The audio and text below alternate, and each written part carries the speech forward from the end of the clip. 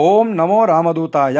పరాభవనామ సంవత్సరంలో కన్యారాశి ఫలితాలు ఎట్లా ఉన్నాయో చూద్దాం. గురువు సంవత్సరాది నుండి మే 31 వరకు 10వ స్థానంలో ఉండడం చేత ధనధాన్య నష్టములు, వృధా సంచారము, బంధుమిత్ర ద్వేషము, జీవన భంగములు కలగవచ్చును.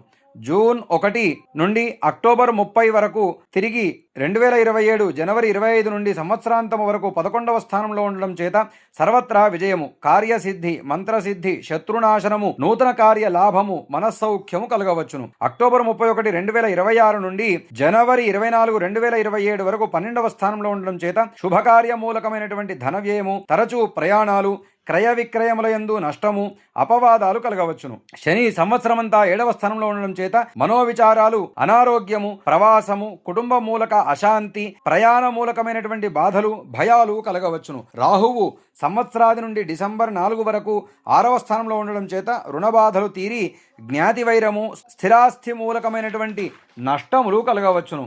డిసెంబర్ 5 నుండి సంవత్సరం చివరి వరకు కూడా 5వ స్థానంలో ఉండడం చేత పుత్రవైరము, అధికారుల వల్ల కార్య విలంబాలు, ధన నష్టము, విచారాలు, సోమరితనము కలగవచ్చును. కేతువు సంవత్సరారంభము నుండి డిసెంబర్ 4 వరకు 12వ స్థానంలో ఉండడం చేత కార్య విఘ్నము, ప్రవాసము, నేత్ర సంబంధితమైనటువంటి ఇబ్బందులు, మృత్యుమూలక నష్టము, ధన వ్యయము, దుర్వార్తాశ్రవణం కలగవచ్చును. డిసెంబర్ 5 నుండి సంవత్సరం చివరి వరకు కూడా 11వ స్థానంలో ఉండడం చేత ఆరోగ్యము, వాహన లాభము, విందు భోజనము, నూతన వస్త్రాభరణాల యొక్క లాభాలు కలగవచ్చును. ఈ పై సంబంధితమైనటువంటి ఇబ్బందులు తొలగిపోవడానికి ఈ రాశివారు శనికేతువుల యొక్క జపములు ఆచరించి నువ్వులు, ఉలవలు దానములు ఇస్తే శుభములు కలుగును. అట్లాగే విశేషంగా గణపతి ఆరాధన కూడా శ్రేయస్కరము అని తెలియజేస్తూ ఓం నమో రామదూతాయ.